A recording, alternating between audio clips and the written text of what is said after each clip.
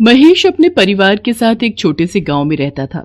उसके परिवार में उसकी पत्नी रीना और 2 बच्चे थे। महेश अंडे सप्लाई करने का काम करता था। स्वभाव का बहुत ही गुस्सैल और थोड़ा मक्कार किस्म का आदमी था। रीना उसके स्वभाव से बहुत ही परेशान थी। बच्चे भी अपने माता पिता के आने के बाद डरे सहमे से बैठे रहते। ये क्या बनाया खाने में है? जब देखो रोज दाल बना के रख देती है। जितने पैसे तुम घर में देते हो उससे सिर्फ दाल ही आ सकती है। सब्जी पता है कितनी महंगी है। मुझे नहीं खानी दाल वाल, मेरे लिए ऑमलेट बना के लाओ। रीना बहस करना सही नहीं समझती और रसोई में जाकर ऑमलेट बना लाती है। फिर बच्चों के लिए भी ऑमलेट बना देती है। माँ, तुमसे अच्छा ऑमलेट कोई नहीं बना सकता। सच में माँ, तुम्हारे जैसा कोई ऑमलेट नहीं बना सकता। कितना टेस्टी होता है। बस बस, इतना सर पर चढ़ाने की जरूरत नहीं है अपनी माँ को। रीना जो कुछ भी करती है महेश को कभी भी पसंद नहीं आता। छोटी छोटी बातों को लेकर वो रीना से लड़ाई करता रहता। एक दिन दोपहर को बच्चे अभी स्कूल से आए ही थे कि एक आदमी रीना के पास भागा भागा आता है। भाभी, महेश दुकान से पैसे चुरा कर भाग गया है और उसने मालिक से कर्जा भी लिया हुआ है। ये तुम क्या कह रहे हो भैया? मुझे तो इस बारे में कुछ भी नहीं पता। और कर्जा किसके लिए? हमें तो कर्जे की कभी जरूरत ही नहीं पड़ी। मैं तो बस आपको बताने चला आया। अभी थोड़ी देर में यहाँ पर पुलिस भी आएगी पूछताछ के लिए। हे भगवान, ये क्या हो गया?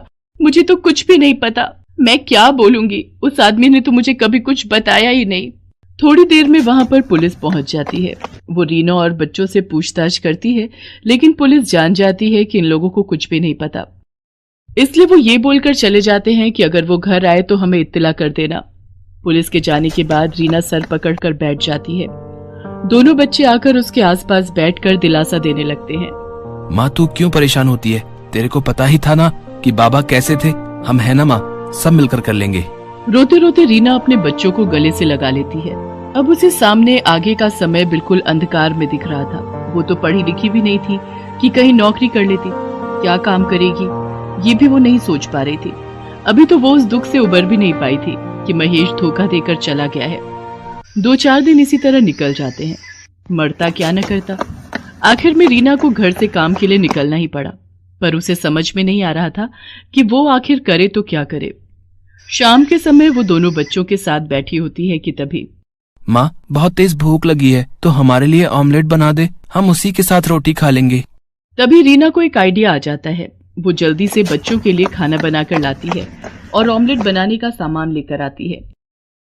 अगले दिन सुबह बच्चों के स्कूल जाने के बाद रीना सारा सामान और अंडे की 2 ट्रे और 2 ब्रेड के पैकेट लेकर बाजार में अपनी एक छोटी सी दुकान लगा लेती है।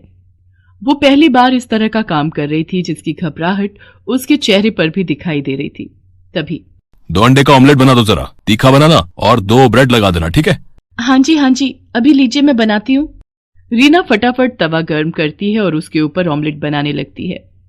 ऑमलेट बनाकर घर की चटनी के साथ उस आदमी को ऑमलेट खाने को देती है। अरे वाह, मैंने इतनी जगह ऑमलेट खाया लेकिन इतना टेस्टी ऑमलेट है मैंने आज तक नहीं खाया भाई। है और चटनी ने तो 4 चांद लगा दिए भाई। कमाल का ऑमलेट बनाती हैं आप। हाँ, कमाल का। रीना उसे धन्यवाद बोलती है। तभी एक और आदमी अपने बेटे के साथ आता है। 2 प्लेट ऑमलेट बना दो, एक में तीखा कम रखना, ठीक है? ऑमलेट खाने के बाद वो आदमी भी ऑमलेट की बड़ी तारीफ करता है। भाई, मैंने तो आज तक इतना परफेक्ट ऑमलेट नहीं खाया है।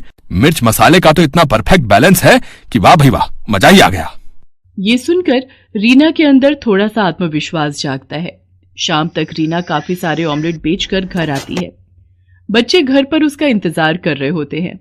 अपनी माँ को पहली बार काम से आता हुआ देखकर वो दोनों भागकर अपनी माँ के लिए पानी और चाय बना लाते हैं। माँ तो कितनी अच्छी है, तुझे हमारी कितनी फिक्र है। बाबा ने एक बार भी हम लोगों के बारे में नहीं सोचा और हमें इस हालत में छोड़कर चले गए। बस मेरे बच्चों, पीछे की सारी बातें भूल जाओ और आगे अपना भविष्य देखो। अब हम तीनों को मिलकर अपना आज अच्छा करना है ताकि हमारा भविष्य अच्छा हो सके।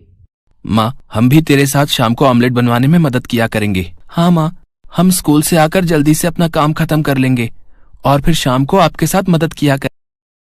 तीनों माँ बेटे बड़े हौसले के साथ अगले दिन से अपना काम और अच्छे से शुरू करते हैं।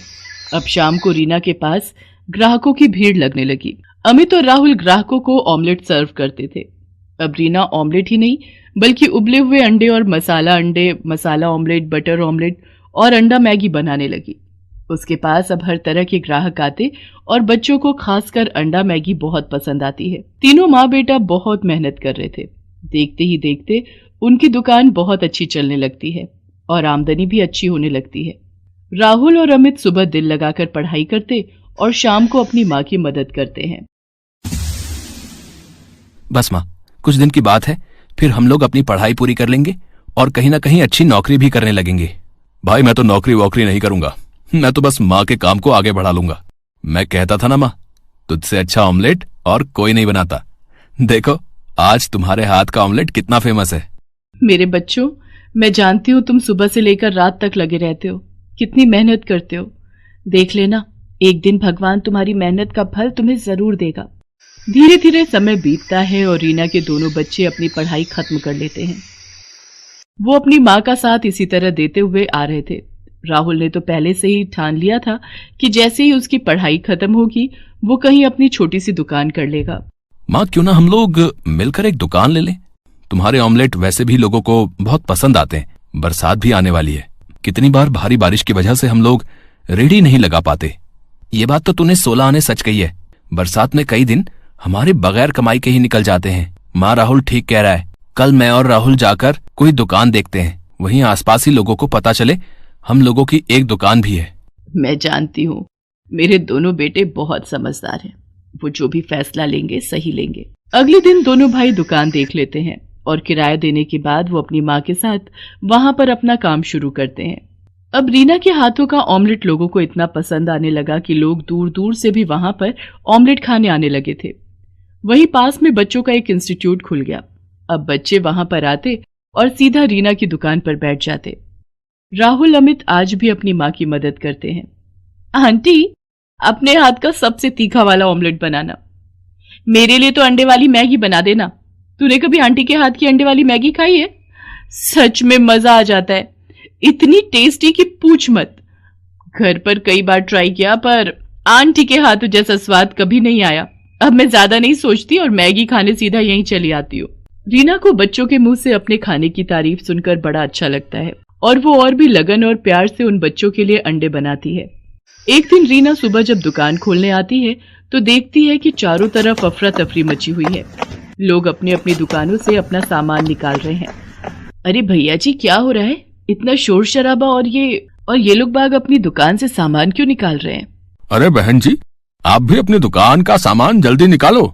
जिस दुकानदार ने ये दुकान किराए पर दी है, यहाँ की सब दुकानें इल्लीगल हैं। हाँ, जिन्हें सरकारी महकमा के लोग बंद करने आने वाले हैं।